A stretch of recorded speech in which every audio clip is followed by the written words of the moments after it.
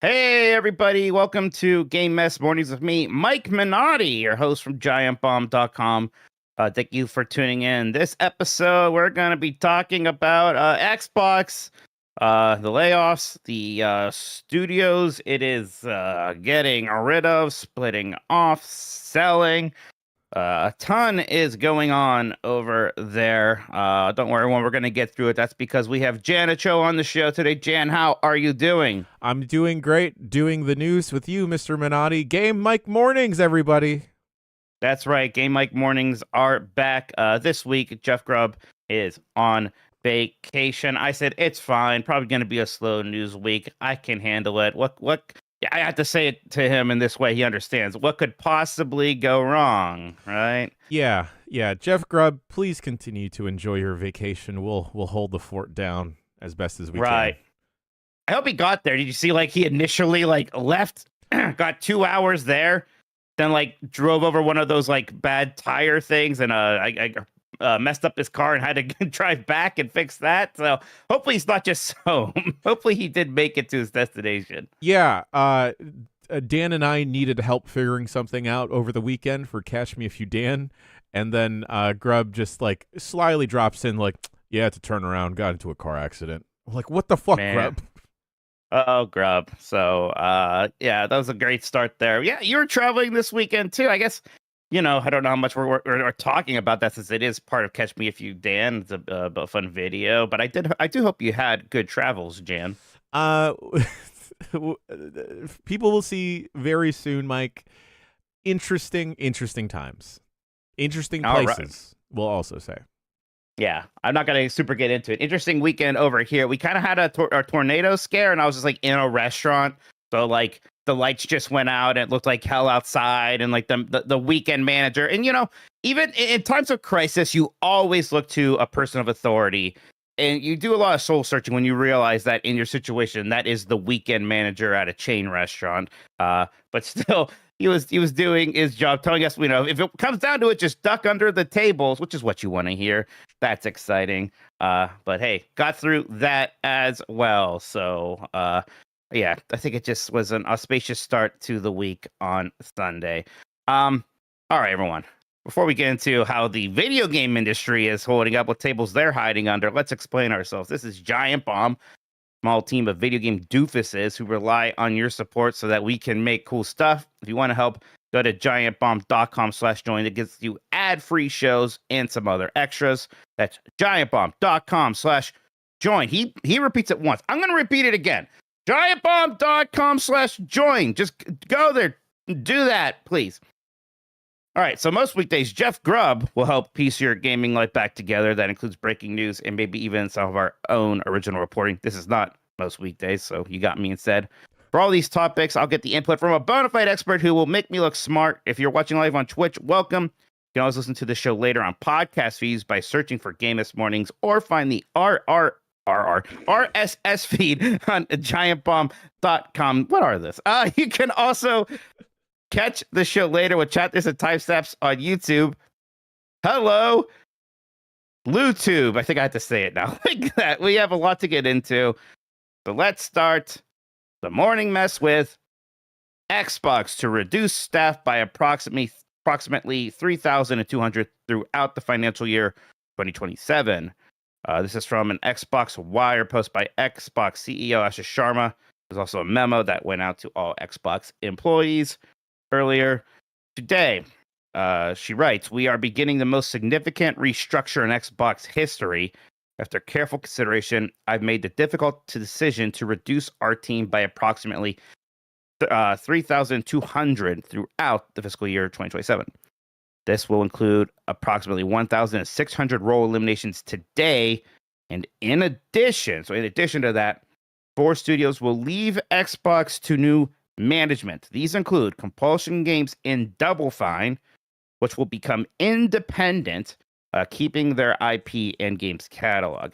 Ninja Theory and Undead Labs have entered terms to join new ownership with funding to complete their current games, Senua for Ninja Theory and State of Decay 3 for Undead Labs. And in addition to that, in France, Arcane who's working on that Blade game, their management is beginning required consultation with its works council to review potential strategic options. So we don't really know what's going on there, but they will not be part of Xbox in the future as well. All right, let's stop there for right now. So 3,200 jobs being cut at Xbox. 5 studios will be parting ways. This is a pretty big shakeup here. What are your initial thoughts, Jan? Sorry, I almost said Grub. Mikey, this is 3,200 jobs is an insane amount of jobs for people to for folks to suddenly be thrown off into an already volatile market. 1,600 of those happening today, as you mentioned. A lot of the messaging from Asha Sharma just continues to read as soulless. She has a quote later about we need to reset the Xbox. That is the absolute most tone-deaf, dumb shit I've ever heard a CEO say, at least this year. It looks like Compulsion Games and Double Fine have put out statements since the news has dropped this morning.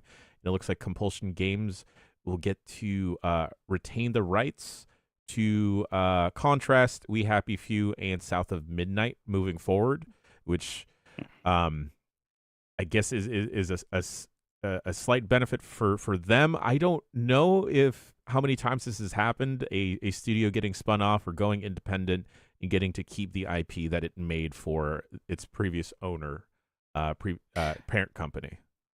Yeah, that part of it, I don't want to say it's unique, but you're right. Usually, you get the spin off, but the parent company holds that IP. And it's the same thing with Double Fine. They are in games. Fox owns Psychonauts still, if my understanding of this is correct. I mean, I don't want to be like, well, at least they did that, right? When they're, laying off all these people and, still are stuck in this problem that they have, right? Of, well, how are we fixing all of this?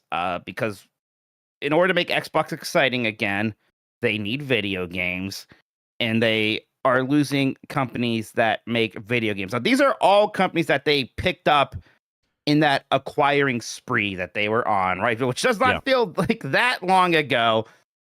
So the whiplash from that, Jan, is still just remarkable. From Xbox is buying everybody to, well, never mind. Actually, we need to offload a lot of this. And let me read a bit more. She says, because she goes into a little bit of that. Our business today is not healthy. We are operating at margins that are 3 to 10 times lower than comparable platform and publishing businesses. We entered Gen 9. I'm glad she said Gen 9 just to get Jeff Grubb mad. With a smaller installed base and a higher cost structure. To grow, we bet on Game Pass, multi-platform, and a broader portfolio of content. While those businesses have created meaningful value, they did not grow at the pace we expected. As that happened, our core business weakened, and we added more teams, more investment, and more time, hoping for a better outcome. And now the industry is facing the most severe hardware crisis in its history. We must reset Xbox. Since 2018, we have aggressively expanded our studio portfolio, while the number of games created each month across the industry now outpaces the last 10 years combined. We now find ourselves competing not only with the largest publishers, but also with smaller independent studios. It's neither possible nor desirable to own every great independent studio. We have also learned that we are not the best home for every type of studio. In a typical year, we lost 64 cents for every dollar we invested. As we reset Xbox, we will keep independent investors or independent creators. We will help independent creators succeed by providing open development tools and audiences to realize their visions. I mean, these things she's saying are all true. I don't see how any of it helps their ultimate problem, which she admits, like, oh yeah, we need software. We have to make Xbox exciting. Gosh, I mean, do you have any more hope or faith in the future of Xbox after today, Jan? No, I don't, and I'm not trying to be a pessimist about it either, Mikey. I just don't. I have zero faith in Xbox and Microsoft moving forward. They keep talking this game about getting to more players and reaching out to more audiences, but with what? I just don't see like Halo coming back or Gears of War moving the needle in any significant or substantial way. She talks also about like focusing on Minecraft out of all things and like kind of going to that as a platform. I don't think they're going to get there, and unfortunately, I think it's going to continue to get worse at Xbox. Right, and I think we're all happy that these studios aren't just being straight up shut down. Compulsion Games and Double Fine, though, I do worry. Okay, they're independent. Now what? Because it's still a very scary video game market for them. And, I don't want to frame Xbox as some kind of safety net, but that brought them investment. To make a Psychonauts 2, Double Fine had to get a lot of crowdfunding, which, that's not as much of a thing anymore. It happens, but not as much of a thing. They used to own the Fig, remember that? Or Fig, right? That's not a thing that I'm aware of. But they did all of that and also needed a lot of Microsoft's and Xbox's money to make that game happen. So can Double Fine go out there and make a Psychonauts 3? I don't know. Maybe, probably not. Are they just going to be able to keep making small games and hoping that one of those hits and brings in a lot of revenue? It's a similar thing for Compulsion Games. I mean, Ninja Theory and Undead Labs been sold. We don't know to who. I mean, there's only so many potential buyers for these studios, really. So, and Mikey, we should mention that Ninja Theory and Undead Labs had games shown off in that summer showcase show from Xbox, right? Like a Senua State of Decay 3, yeah. And I feel like audiences that audience is a very dedicated audience that have been clamoring for another State of Decay game to come out. And then there was a lot of excitement when that finally that trailer dropped during Summer Game Fest, only to see this come out. And then there was the other news that popped out about promoting a new Senua's Saga game kind of in order to generate interest in selling Ninja Theory, right, which is insane. It's insane. It looks like it worked, I guess. I guess they found a seller, but yeah, it's just insane to sneak that into what is supposed to be a game showcase for your consumers to get them excited about Xbox. Right. So again, what is the future of those studios under this new ownership? When this new Senua comes out, and how does that game perform better than the previous Senua? It's the third one of these still. If the sales of Hellblade 2 weren't enough to make Xbox happy, are the sales of Senua going to be enough to keep whoever this new ownership is happy? I don't know. It's hard to see that. Asher Sharma continues, we're also making reductions across other units, in some cases shifting investment to focus on higher priority projects. These changes vary in size across Activision, Bethesda, ZeniMax, Blizzard, King, Mojang, and Xbox Game Studios. None of our first-party publicly announced games or projects are being canceled as part of these reductions. But publicly announced, I think, is the important term there, right? Oh. So who knows how many unannounced projects have been canceled or aren't happening. I mean, there are some projects that I've heard about in the past that I was excited about, Jen, and wait for them to get announced that I am just now expecting to never see. Frankly, some old franchises returning, and I'm like, that's probably not happening anymore. Jason Schreier over at Bloomberg writing about this noted ZeniMax will be impacted significantly by the reorganization, but will not be reduced to only Fallout and Elder Scrolls. The publisher will also still work on Wolfenstein, Doom, and Quake. Okay, so the ZeniMax factor there, I suppose, is interesting. Of course, Elder Scrolls and Fallout. That's the most important. Wolfenstein, nice to see mentioned there as well. Doom, of course, and id. Quake is interesting because out of all of these, it's been the longest since a Quake game. So part of me is like, all right, we had 3 of those Dooms, and I've liked them. But halfway through Doom, the Dark Ages, I felt fatigue. I wonder if, that the next game from id, or at least somebody at ZeniMax, is just Quake. Do you think we see another Indiana Jones game at this point? It's weird that that's not mentioned. But again, focus doesn't mean only. So although they say Wolfenstein. Yeah. Which makes me think that their next project is Wolfenstein over there. And maybe they could do an Indiana Jones after that, but games take so long these days. Right. By the time they get there, they're like, boy, is that worth doing at this point? I hope so. I do like that. Now, there was some scare about Obsidian earlier, and then people were like, oh, that, they're fine.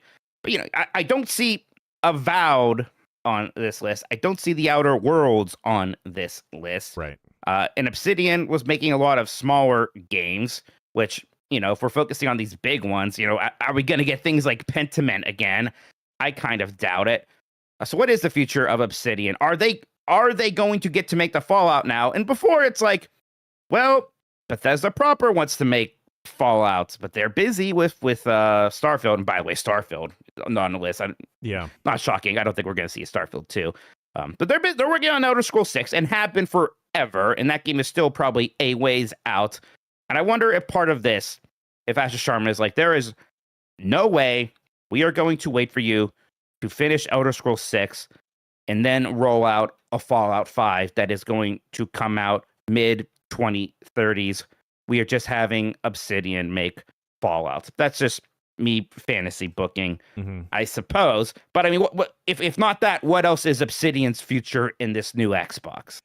It's hard to even predict or forecast anything with how things have been going and at the rate that they have been going, Mike. Like at this point, I don't know what to expect from like Halo or even Gears of War or Forza.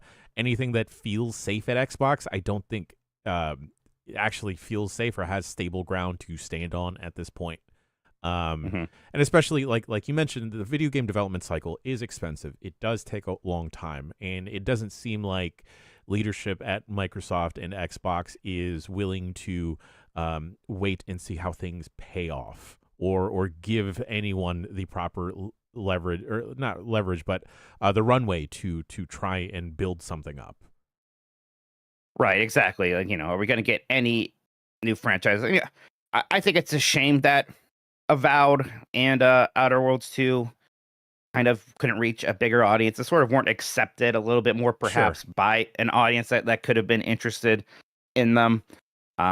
God, Obsidian, that is such a talented studio. And a studio that actually made games for Xbox, right? Yeah. I mean, that's a big part of the problem. It's just, where are the games? Obsidian was releasing games. Maybe they were all 8 out of 10s or 7 out of 10s, and we didn't get the 9 out of 10, 10 out of 10 game of the year, especially if you're a coward who couldn't get into Pentiment. But gosh, they were making video games for that platform. So that was something. Schreier continued. Noting studios in the Bethesda organization like id Software for making Doom and ZeniMac Online Studios making Elder Scrolls Online are not shutting down, but are cutting a significant number of staff this morning for sources. Yeah, so Elder Scrolls Online has been out for a long time and it's still getting content. Still probably has enough players that's profitable. Do wonder how much longer that goes on. It's surprising to hear like id is getting significant layoffs. Because again, those Doom games seems like they always did well, and presumably now they are going to work on Quake if Quake's getting mentioned like this. But yeah, go ahead, Mike. Do you see a future where they try and spin Quake and just try and capitalize off of like nostalgia's sake for the name and make something like, here's an extraction shooter, here's a looter shooter, but with Quake? That's what I worry about with Quake, where I'm old that when I think of Quake, I actually kind of think of the single player games 1 and 2, but sure. I'm still concerned that they're going to think about Quake 3 and they're going to want live service. There's been attempts at that, some even relatively recently, that a lot of people have already forgotten because they never super took off.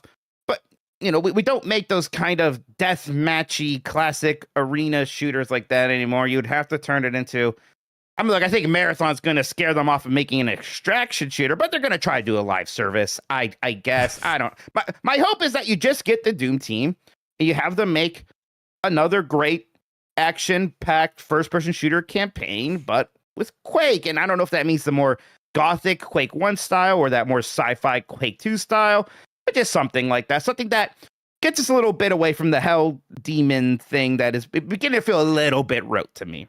Yeah, but that would require imagination, Mike, and I don't Sure. feel like current Xbox Mm. leadership at least has any form of imagination that isn't fed to them from Copilot.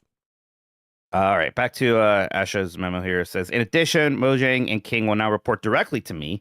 These two studios have increasingly become platforms and our largest bi-monthly active players.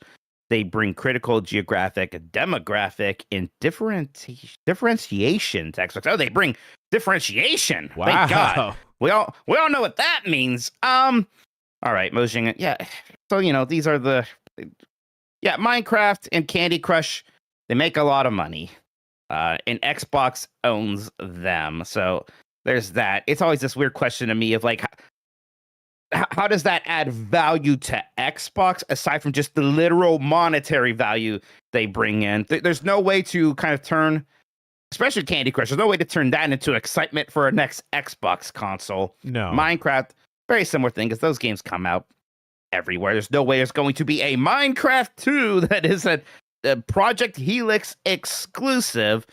So they're important in a revenue sense, but beyond that, I barely even think about them as part of Xbox. They're kind of their own things. Yeah, 100%, Mike. I can understand the language of phrasing Minecraft as a platform, because that is probably the easiest for them to try and spin off and like twist into some weird Roblox marketplace to try and scam more people out of money. But it's interesting to hear them phrase King Games and Candy Crush also as a platform,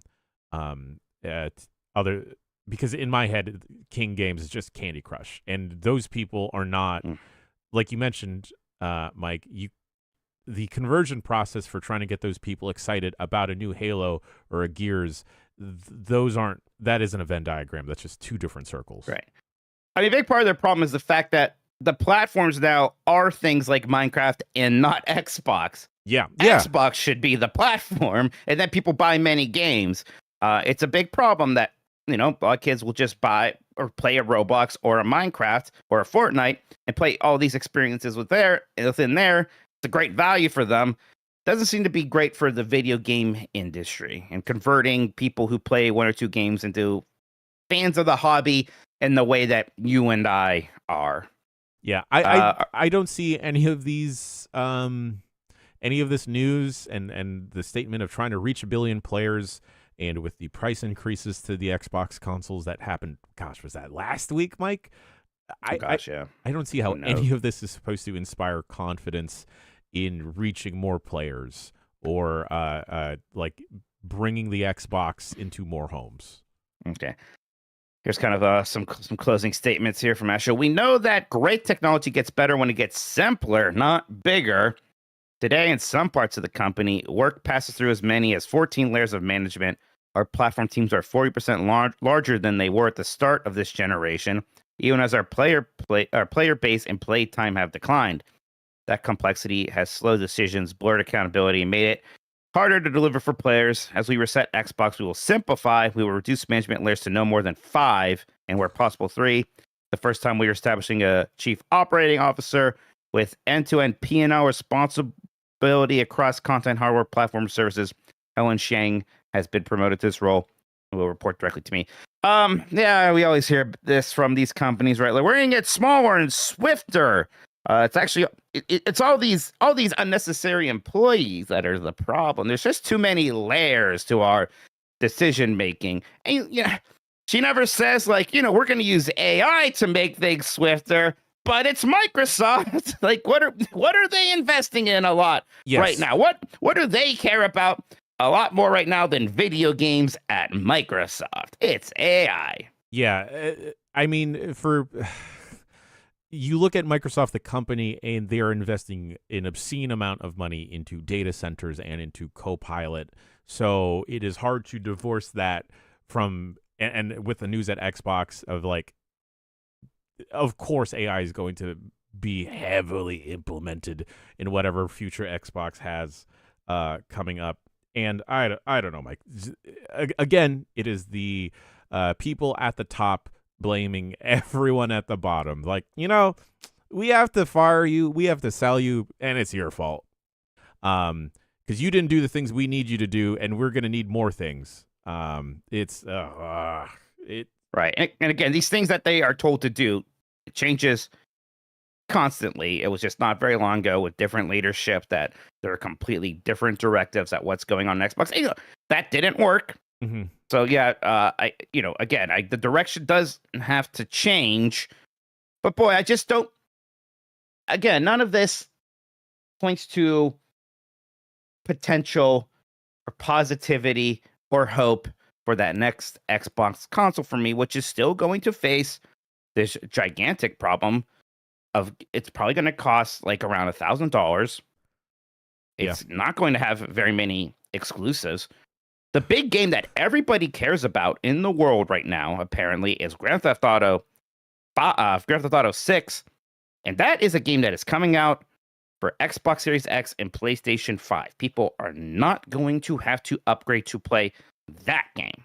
Yeah. So what the hell is the next thing? What the hell is there possibly going to be? And are they going to dare say, like, oh, the next Halo or Elder Scrolls 6 is an Xbox Helix exclusive to try to get people excited and go to that platform? I kind of doubt it, because that's going to be an insane risk to take on games that are going to cost $300 million plus to make. So, you know, it just still doesn't feel like, okay, Xbox like had to trim some fat, right? Whatever the corporate thing went do. And now that they've done that, they're healthy now and they're looking good for the future. The future still looks almost impossibly scary for Xbox. Impossibly scary. And then it just shrinks the I ultimately, Mike, I think this like will shrink future gaming as a hobby, at least on the Xbox front, because this next console, Helix or whatever they're going to call it, is going to be $1,000+ like you mentioned. And what is there to play? What is there to motivate someone to pick up an Xbox versus staying on the current generation of consoles? Or, you know, we talk about all the time about how prices going up across the industry have made it very hard to build an affordable PC. But at this point, I could see a lot of people just sticking with current hardware, this current generation of consoles, especially if that big game people are trying to play is a GTA 6, or it is just Call of Duty, or it is just Fortnite or Roblox. I don't see a lot of people I don't know what that killer app for a new Xbox would be. So it's going to be very interesting when these new consoles do launch and to see if there is an appetite for them at all anymore. And there might be still somehow. There's going to be some people they're always going to get excited about those new consoles. But boy, they're getting really expensive. They are really struggling to stand out against other options. A cheaper option, get a Switch too, or a more expensive option. If you're going to invest, you may as well invest all the way, make your own PC. Yeah. Maybe get a Steam Deck, right? So it's interesting. All right. Why don't we move on from that? Actually, gosh, yeah, that took us through basically the first half of the show because we get big news there. So why don't we take a break? There are some other things we're going to talk about. A few other headlines. We'll pick through everybody. So stay tuned. We'll be right back.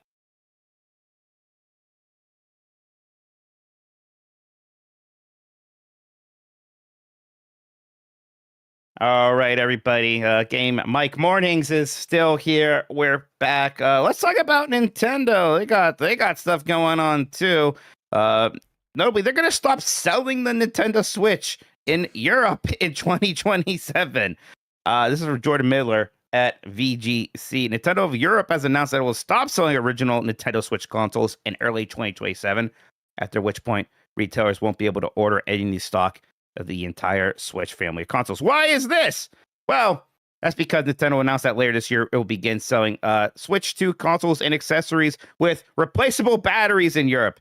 This is because in 2023, the European Union passed a new regulation called the EU Batteries Legislation, which requires consumer products with built-in batteries to make these batteries easily removable and replaceable starting from 2027.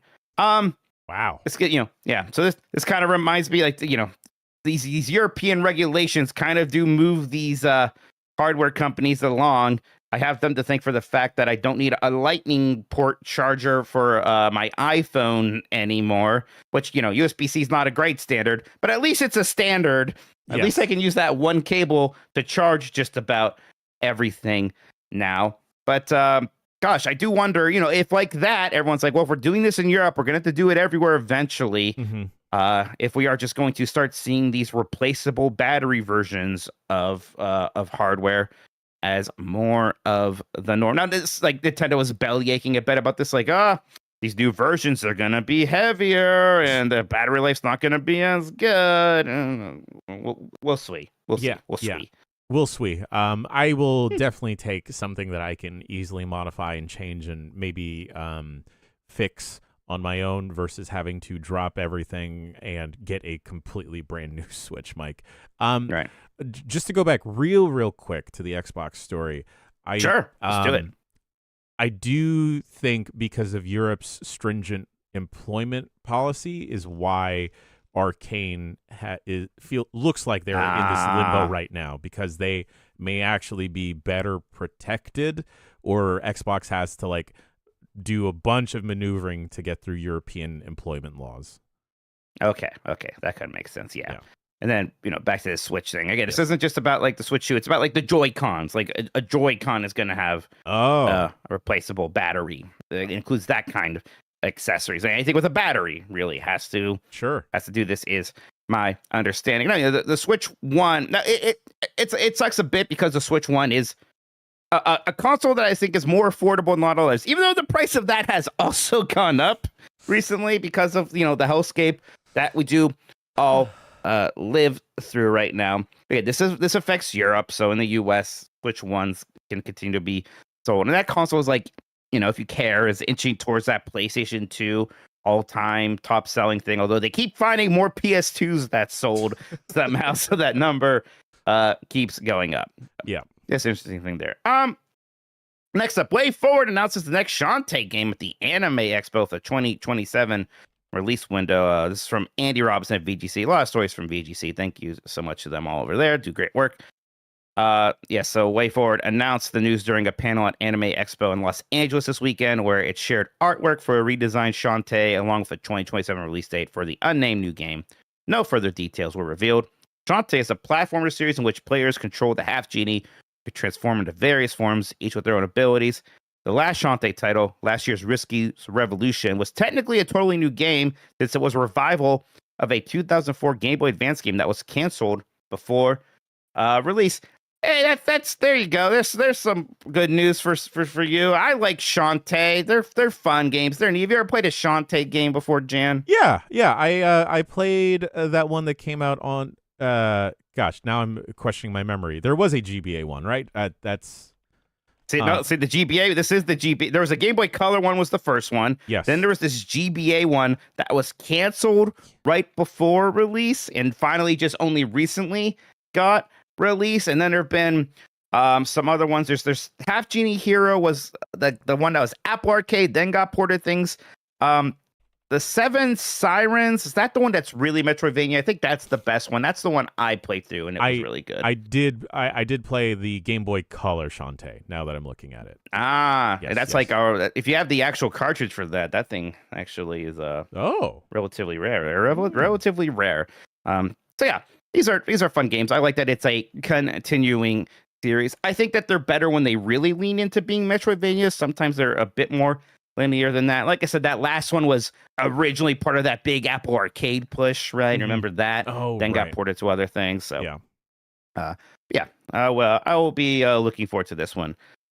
Cyberpunk 2077 just hit another massive sales milestone. This is from Eddie McCoo at GameSpot. That sales of CD Projekt Red's 2020 RPG Cyberpunk 2077 continue to grow as the game has now passed 40 million copies sold. Ooh. The big new sales milestone came after Steam's latest sale saw the game's price fall down to $18, representing a discount of 70%. It's on sale for that price until July 9th. The game is selling at a faster rate than The Witcher 3 Wild Hunt, which sold more than 60 million units to become one of the top 10 best-selling games of all time. This is a bit of a reminder to me, Jan, that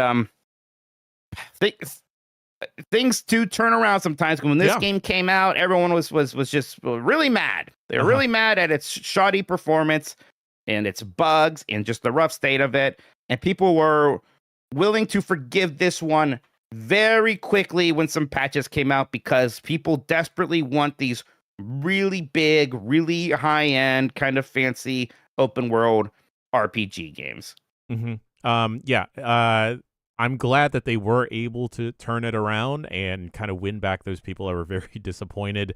I do wonder how much the Netflix show factors into renewed interest and people buying and converting over to playing actual Cyberpunk, because that show has become very popular. I know they released the season 2 trailer recently, so I wonder if more people are getting into Cyberpunk because of the show as well as like the game. It will go on sale occasionally, and it is just a better game to play now versus when it originally launched. All right. Even has a pretty good Switch 2 port somehow, which is that's impressive that we got there. Boy, I wonder when we see more of Witcher 4, because expectations kind of keep mounting, because now this game is selling faster than Witcher 3. Is Witcher 4 going to sell faster than Cyberpunk 2077 now? Why do you think Cyberpunk was able to turn it around and something like a Starfield not really, kind of still sort of stayed sort of middling, that was able to reach that kind of turnaround moment with expansions or some big patch? Do you think there was just inherently more to Cyberpunk that fans were excited about? I think so. I think maybe there was more interest in the type of game that Cyberpunk is and the overall aesthetics and trappings versus what some people may see as just another space game. Both very buggy at launch, right? But I think with Cyberpunk, maybe that is a game, because anytime I've seen any videos on Cyberpunk now, Mike, it's a lot of people that have like heavily modded the game, and it has become one of those forever games, much like a Red Dead Redemption 2 or a GTA Online, where people are just picking apart and adjusting and modding the game in such a way that is maybe the only thing or the major thing that they play. Keanu Reeves probably helps also. Yeah, that too. All right. Halo Campaign Evolved's box version will come with the physical disc so that players can have tangible items to add to your collection. This is by Jordan Miller, VGC. Boy, I am looking forward to this now, that for like the next few years, whenever a game does come with a disc, people are going to be like, yeah, because we care about gamers, as if they aren't, within the next 10 years also going to be giving you fucking codes in a box. The physical versions of Halo Campaign Evolved will include a physical disc, Halo Studios has confirmed, following the news that the physical version of GTA 6 would come with a code in a box rather than a physical disc, followed by the news that Sony plans to end the production of physical versions of new PlayStation games in 2028. Players have voiced concerns that others in this industry would follow. Now, Halo Studios has commented on the situation, assuring fans that they will have a tangible item should they pick up the physical version of the upcoming Halo Campaign Evolved. Writing as part of a QA on the Halo Waypoint website, Senior Community Manager John Junzik confirmed that the box version of the game will include a disc. Yes, buying the Xbox or PlayStation version of, that's right, there's that, of Halo Campaign Evolved at your local retailer or result in getting the physical game case and disc that you have the tangible items inside your collection. Elsewhere in the Q&A, it was also confirmed that the game will include a machinima mode. Hey, that's good. Maybe is Red versus Blue still a thing? Could they come back when this happens? That'd be fun. Let's make our own, Mikey. Okay, yeah, we'll do it. We'll do it ourselves. And I'm gonna remake Red versus Blue off of memory. Maybe we should just do the Disney thing. Maybe we should make a live action remake of Red versus Blue. We'll get The Rock. We'll put a wig on him. Yeah, we'll put a wig on him. We'll recast Caboose. Was Caboose a character in Red versus Blue? Yeah, there was a Caboose. Yeah, we'll recast him with a younger Caboose. Was he the yellow one? I never liked that there was, like, in one of the Reds was just yellow. I'm like, yellow's a different color than red. Yeah. Donut? Was that a character? I don't remember a donut. God. I don't remember a donut. I watched a lot of early Red versus Blue, and I've forgotten all of it. Yeah, donut was pink. There was a donut. There Yellow was a Griff. donut. Oh, my bad, dude. Okay, I got to go back and watch all Red versus Blue. Apparently, look, yeah, it's good. It's good. Hey, remember when this was the thing last week? We were all talking about was the discs. It's Welcome exhausting. to a new week, everybody. Yeah, right. The whiplash here again, is crazy. Hey, like, look, that's nice, but again, like, don't act like. Don't pat yourselves on the back too much for this, and then the next Halo game doesn't have a disc, because then I'm gonna be like, well, what happened to wanting us to have tangible items, right? Was that a lie then? Right. Yeah. This feels just like a time, like tongue in cheek, like ha ha ha. We saw what's happening at PlayStation, so we were already gonna put this on a disc, and it was gonna be in the box, but now we're gonna definitely tell you about it, because. Like you said, Mikey, this is just going to be a marketing strategy for a lot of places, just to stick it to PlayStation, but also just to be like, hey, we care for now. It was wild to see, like, Domino's doing, like, parody tweets of the PlayStation, like, oh, we're going all digital at Domino's, right? Like the same, like, kind of, like, font and thing. Oh, boy. So that seems to be reaching containment. Look, we see that for whatever reason, these companies don't like being kind of publicly shamed and yelled at online. I think that's a big reason why Xbox didn't just close down a Double Fine, because they are worried about people yelling at them. I don't know, part of me shocked that they still care about that. I guess I'm glad that we still have that power over them. Sometimes it seems like we have that power over them more so than what we buy or don't. They really care about our online opinion, so they have to play nice and make sure that a Double Fine and Compulsion gets to keep their IP. They don't just get closed down. Well, Mikey, I mean, all you have to do apparently is yell at Asha Sharma on Twitter, and then she'll properly implement changes, because that we were talking about that last week on the show about how she listens to online feedback via Twitter more than perhaps feedback internally. And that's why during this memo, I had to read Xbox every freaking time in all capital letters, which is just super, super duper fun. But I guess my question about that is, do you think there's any discussions in PlayStation right now of, but people were more mad about that than we were expecting? People were more upset than I thought they'd be. Do you think there's any hesitation now? Or you think it's just, we knew there's going to be a backlash? We're going to do this anyway because it's going to save us money, and it's money that we do not have to pass on to consumers. We're not going to make our games cheaper. We're just going to pocket that. We are just going to barrel through this. Who's going to stop us? Xbox? That is exactly the sentiment I think they have, Mikey, because, like, what competition? Who's stopping them at this point? Who do they have to look to across anywhere to think of competition that they can kind of just dictate the pace at this point? And Turbo Sean and Chat High Sean saying they're shutting down the disc factory. Ain't no way PlayStation backtracks. Yeah, hard to come back from that, isn't it? Hard to come back from that. Similar to this, Hideo Kojima's really sad about PlayStation killing disc and frightened for future ownership. Again, by Andy Robinson, VGC. Hideo Kojima has reacted to the news that PlayStation will soon discontinue disc games, telling an audience that he's really sad about the news, but more concerned about what could happen if cloud gaming becomes dominant in the future. Speaking at the Il Cinema in Piazza Film Festival in Italy, translated by Genki, the Death Stranding and Metal Gear director said that at least with digital games, users have the data on their system, something that isn't the case with cloud gaming. This is a quote now from Kojima. This production is ending in 2028. This is about video games, but I grew up with physical media, so I find it really sad. Currently, I've been buying up a lot of Blu-rays, such as various movies and CDs too. The situation is different for games and movies, as they are downloaded to the hard drive. That means the game data remains on your own hardware. However, if things shift to streaming in the future, that won't be the case anymore. With streaming subscription services like Netflix or Amazon, there's a server somewhere. You essentially just have the right to turn the tap, and when you do, the data flows. That's how movies work on these platforms, right? You don't download the data, you access it directly through a subscription. The consequences of that is that you don't actually possess the data yourself. It's funny because, like, he's expressing, I think, a similar sadness to everyone else while reminding us, hey, probably going to get worse than that still, right? Because at least right now you are downloading video games and you have that data on your disc. Yeah, maybe in like 10, 20 years, it is just streaming data to play these things on your consoles. And there's even less that we own. And again, Sean is right. It's like Kojima's making a game that is about the power of cloud gaming. It's OD, right?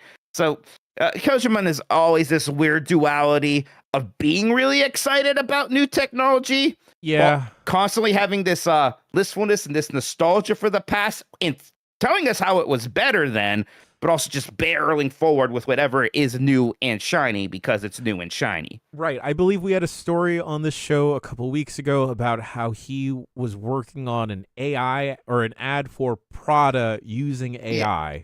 And there was something about that where I couldn't tell, like, okay, was that not true, or it was like not as big as those people thought? I don't know. I'm not sure exactly what happened with that, but like, yeah, I don't know if I've seen Kojima come out and just say like AI is bad.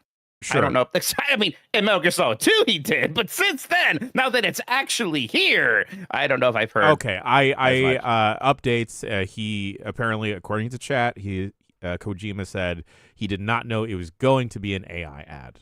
Okay, all right, but it just seems, oh boy, I mean, I'm sad to see Kojima sad. And you know, he is a big movie guy, so of course he would feel that way about physical media, not just in regard to physical releases of games, but also movies. But it is, like you said, there is a little bit of irony that he is working on a cloud game, horror game for the Xbox, when this is his overall stance as well. What a weird time. Yeah, and by the way, we'll see if we see more about that game. And tying it back to Xbox, or we're going to see more like just Xbox partnerships, like with Kojima's Productions, or like with Toys for Bob now, right? Where they spun that off way early. And it's like, well, we're not going to buy a Toys for Bob anymore. We will just get them to make a game for us, which maybe that's much more healthy. And you know, I hope that maybe they will just do things. Hey, Double Fine's independent. We will pay you to make a Psychonauts 3. That would be nice. That would be good. That would be ideal. I don't know if we live in an ideal world. More traditional Final Fantasy remakes could happen, as Square Enix says it'll follow what truly resonates with fans, even if that's not open world action. This is by Anthony McGlynn at Games Radar. During a question and answer section of a recent shareholders meeting, Square Enix responds to an inquiry over the scale of its remakes and remasters. Essentially, we expect more smaller projects like Resonance, which again is that kind of remake of the mobile game Brave Exvius, I think, with games that update and older titles' visuals but retain traditional combat systems, unlike the huge open-world, action-driven Final Fantasy VII Remake trilogy. The answer isn't fully committal in either direction. This is the quote now. As part of our market in approach, we engage in trial and error to establish what is best for contemporary customers based on current market needs and trends, the company says per a transcript. And doing so is extremely important to us that we strike the right balance between our approach and the expectations of players who loved the original works. You're not really saying a need there. I'm certainly not expecting any other Final Fantasy remakes on the scale of the 7 remake trilogy, which was a giant production. Yeah. I think it's ultimately going to pay off because those games are going to sell for a while, even if they never sold like insane hotcakes off the bat, right? Selling more like 3 to 5 million copies, not 10 to 20 million copies. Yeah. But people will be picking those up for a long time to come. This new one's going to be launching on all platforms or most platforms right away. But you know, I would like to see a Final Fantasy VIII remake, a Final Fantasy IX remake. Sure. I don't need it to be of that scale. I mean, what do you want from more Final Fantasy remakes, Jay? If that's something you're even interested in. It is something I'm interested in. I don't know if I would want this. I kind of would want the scale of like an FF7, but not split into 3 different games. Maybe just like a little bit of a facelift, some quality of life changes, but that could just be done in like a remaster versus a remake. Give players the option to switch back and forth from like original graphics to whatever updated look they have. What I want, Mikey, is I just want Chrono Trigger. That's what I want. That's what I want. And I know like I'm not alone in that. That is not a new idea, but hearing this commitment to more traditional Final Fantasy remakes, what about some more traditional other remakes as well, Square? Huh? Mm-hmm. Yeah, Chrono Trigger is interesting because that game is so good. That game is almost perfect. Where to me, an HD 2D remake of it is it's almost unnecessary. It's already such a pretty pixel game. Mm-hmm. To me, if you're gonna remake that game, I'm like, well, let's see it in 3D then. Let's just do that then. I guess I can play the original. If you want to remaster the original, make it easier to play on more platforms, that's great as well. But if you're gonna remake Chrono Trigger, I might be curious just to see that be kind of fancy. And yeah, I don't expect the Final Fantasy VII's remake trilogy situation with 8, but boy, seeing Final Fantasy 8 look that good and with that combat system, with the gunplay, God, that sounds like it'd be really fun. But now the problem is, if you don't make that 3 different games that are each like 70 hours long, instead you just try to make a 40-hour single game, is that going to suddenly feel really small now in comparison with what we got for Final Fantasy VII? Are our expectations kind of too high at this point? And does that, for like the consumer aspect, does that, like you said, devalue an FF8 or an FF9 if a remake is only one part versus like a extensive 3-part trilogy that is building upon itself each time that takes like however long to update? You spoke about how cool it would be, Mikey, to have the gunplay in FF8 kind of mapped onto a new combat system like we got in FF7. I would love for it to be. Have you ever played Resonance of Fate, Mike? No, I want to, but I have not. It's an RPG with like cool gunplay. They managed to pull it off majority of the time, but I would just love that, seeing Squall with his gigantic gunblade just booping folks. Oh God. So, I mean, I just hope we do get more, because there's those rumors of Final Fantasy 9 remake, and then it's like, oh, maybe that's not happening. And I love Final Fantasy 9, and again, it's like I understand why that wouldn't get the same treatment as Final Fantasy 7 remake. Sure, but like I don't want it coming out and looking cheaper either. Right? I want that game to get the love that it deserves. Would you what about it? Kind of like a demake, right? Like. Yeah, see, I don't know, because I love the PlayStation 1-ness of that game. It could be kind of neat, I suppose, but I don't know if I want a demake. I kind of want it to look fancy and sharp and neat. And look, it could be, to me, the difference here is that it's just more of a 1-to-1 remake. We don't get the 7 remake combat system. It's still just the ATB turn-based stuff. It just looks really pretty, and it has voice acting and orchestrated music and things like that. Maybe that's enough for a Final Fantasy 9. But there's 10 was a big deal. At some point, they're going to do a big boy remake of 10. If any of them was going to get another big boy remake, it'll be 10. And then there's things like the 13 trilogy, which seems really due for at least a remaster of some kind.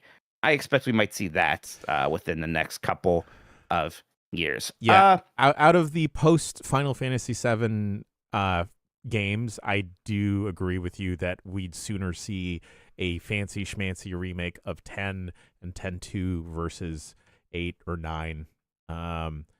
13 a little bit closer after 10 than 8 and 9, unfortunately. I see how I messed up your kind of process, by the way, by on the fly moving a story up, and you still have the Kojima thing on the rundown. I'm sorry, Jan. I don't know what I'm doing. Mikey, it's okay. We will survive through all of this together. I've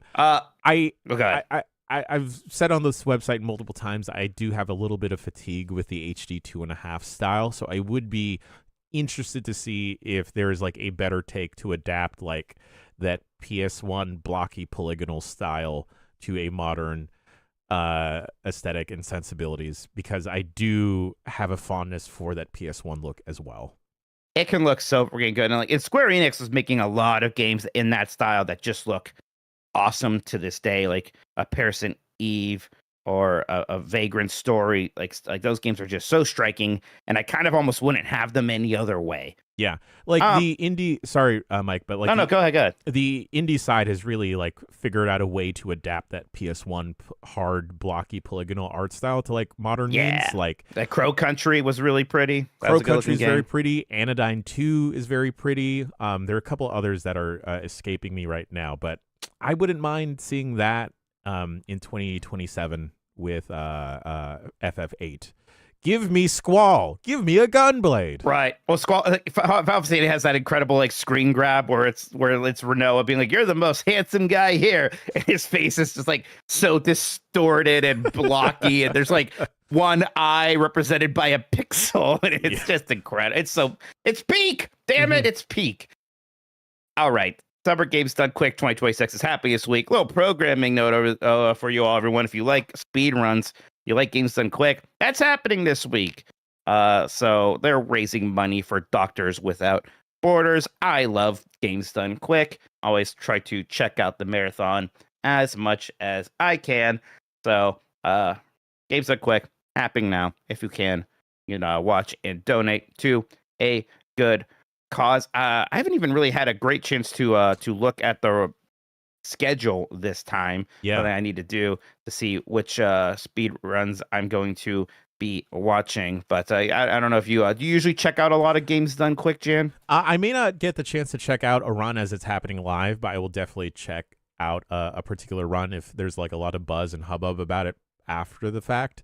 But definitely, folks, if you are not in a position where you can donate to Summer Games Done Quick, even just being an audience member, having the stream on, watching, tuning in, engaging with it does help a lot for visibility's sake as well. Final game this year is going to be Clair Obscur Expedition 33. Going to happen an 80% run. Apparently that game could be beaten in an hour and 25 minutes. So if you're curious to see how the hell that happens. Cool. There you go. All right, Jan. So as I now know, there was no poll last show because that was Friday. I do have a poll for today, though. Ooh. Just asking people: are you more or less confident in Xbox's future after today? I know I'm not writing it with all the capital letters. I just can't do it, everyone. Your options are more confident, less confident, or I feel the same. I'm very interested to see what the hardcore loyal Xbox console contingent feels after the news today. I know I've seen some people say like, well, at least we get to these studios get to stay around, but like, what is the future they see? I'm very curious. Yeah, I mean, it could be worse for sure. It could be worse. It's not the most compelling argument for why things are great either, right? So yeah, it's going to be interesting when that console comes out and what happens then, right? How are people going to react to that? What can you possibly do to make these consoles that are going to be more expensive than ever, have fewer exclusives than ever? How the hell do you make them exciting? And both sides are trying to talk about how they're going to make them exciting and find ways to do it. I would just like to see what those ways are because I just have a hard time imagining it. Yeah, and Mikey, just looking at the forecast of games coming out, I'm not the biggest GTA head in the world, so sure. I'm not super clamoring for that. If anything, I can't believe I am not super excited, but a lot of buzz generating personally over Splatoon Raiders, like a single player Splatoon game. I went back and watched that direct and like, I could get down with this. I could dedicate a couple runs to those Squid Kids.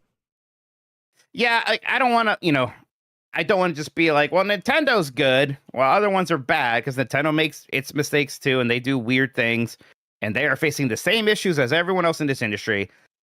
They also seem to release a lot of video games still, and it's video games of like various sizes, right? Like, we've gotten a Rhythm Heaven and a Star Fox, a Yoshi and the Mysterious Book, right? Yeah. Maybe you can argue like, well, I like bigger, more exciting games than those, and maybe those are still coming out in the same cadence as the other ones. But it's nice to have these games as well. There was also, I think we missed it, but there was I guess a substantial update to Mario Kart World Tour that dropped last week as well, that added like a couple more of those routes.